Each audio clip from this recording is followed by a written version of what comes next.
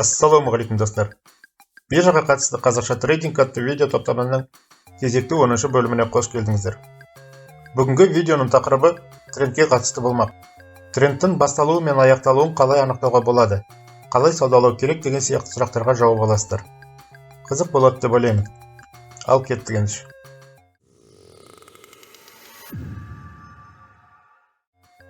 Алдымен тренд дегеніміз не екенін есімізге түсіріп алайық.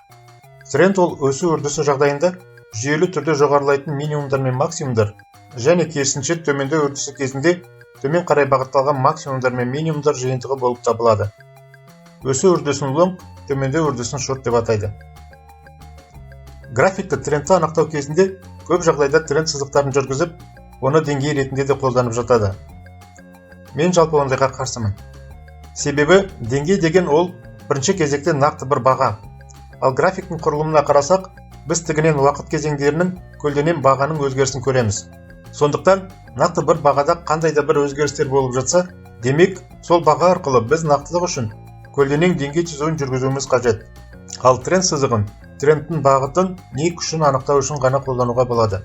Сосын баға осы сызықты бұзып жатса, оған аса қатты мән берудің қажеті жоқ. Трендтің бұзылуын басқаша да анықтауға болады.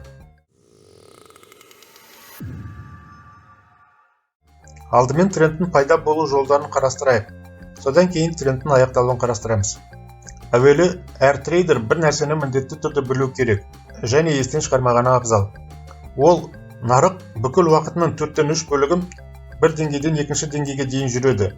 Яғни рейнджда, каналда болады. Ал трендте тек қалған 4-1 бөлігін ғана жүреді. Бұдан біз нені түсінеміз? Ол тренд басталмас бұрын баға алдымен рейнджда болады. Баға неғұрлым рейнджда ұзақ уақыт болса, соғұрлым оның рейндждан шығуы жақсы, яғни белсенді және ұзақ болады. Трендтің басталуының бірінші белгісі осы рейндждан шығу болса, екіншісі бардың максимумы алдыңғы бардың максимумынан жоғары, және сол бардың минимумы алдыңғы бардың минимумынан жоғары болу керек. Бұл егер де лонг позициясы болса, және бір күндік жоғары таймфреймдерді қолданған дұрыс болады. Ал шорт позициясында керісінше бардың максимум мен минимумдары алдыңғы бардың максимум мен минимумдарынан төмен болуы керек. Енді трендтің аяқталуын қарастырайық. Жоғары қарай бағытталған трендтелік. Бірінші нұсқасы. Бәріміз білетін шығармыз. Әр трендке қарсы бағытта қысқа мерзімді қозғалыстардың болуын. Оларды коррекциялар деп атайды. Егер де баға сол коррекцияның ең төменгі нүктесін жаңартқан болса, онда ол трендтің бұзылуын, яғни аяқталуын көрсетеді. Ары қарай баға не каналға енуі мүмкін, не кері бағытта бағытын жалғастыруы мүмкін.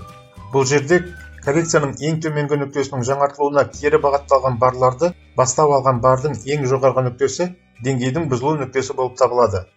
Көлденең деңгей түзуін жүргізіп қою керек. Алдағы уақытта бұл нүкте 1-2 рет болсын міндетті түрде бағаны тоқтататын болады. Енді екінші нұсқаны қарастырайық. Бұны да бір күндік үлкен таймфреймдерді қолданған дұрыс. Сонымен, жоғары қарай бағытталған трендтің соңғы барының максимумы алдыңғы бардың максимумынан төмен жабылды делік.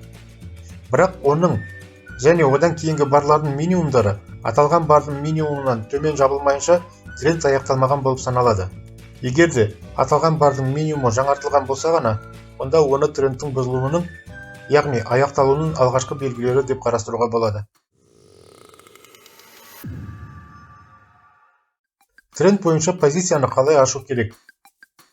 Лонг позициясын қарастырайық.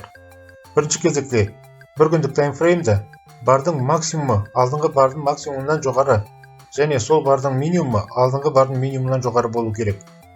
Екінші, жергілікті тренд міндетті түрде бір күндік таймфреймдағы жаһандық тренд бағытында болуы шарт.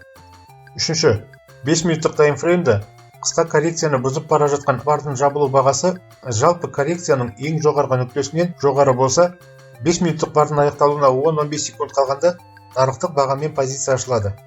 Бұл жерде коррекциядан кейін орындалу кейінге қалдырылған ордерді қоюдың қажеті жоқ. Себебі жалған сынама пайда болып, баға кері бұрылып кетіп қалуы мүмкін. Және төртінші, табыс депозиттің 2%-на жеткен соң стоп шығынсыз аймаққа көшіріледі. Бүгінге достар осы. Берілген ақпарат пайдалы болды деп ойлаймын. Видео ұнап жатса лайк басып, каналға тіркелмеген болсаңыз, міндетті түрде тіркеліп, достарыңызбен бөлісіп отырыңыздар. Сұрақтарыңыз болса төменде жазсаңыздар болады. Міндетті түрде жауап беремін. Табысты болайық, қош сау болыңыздар.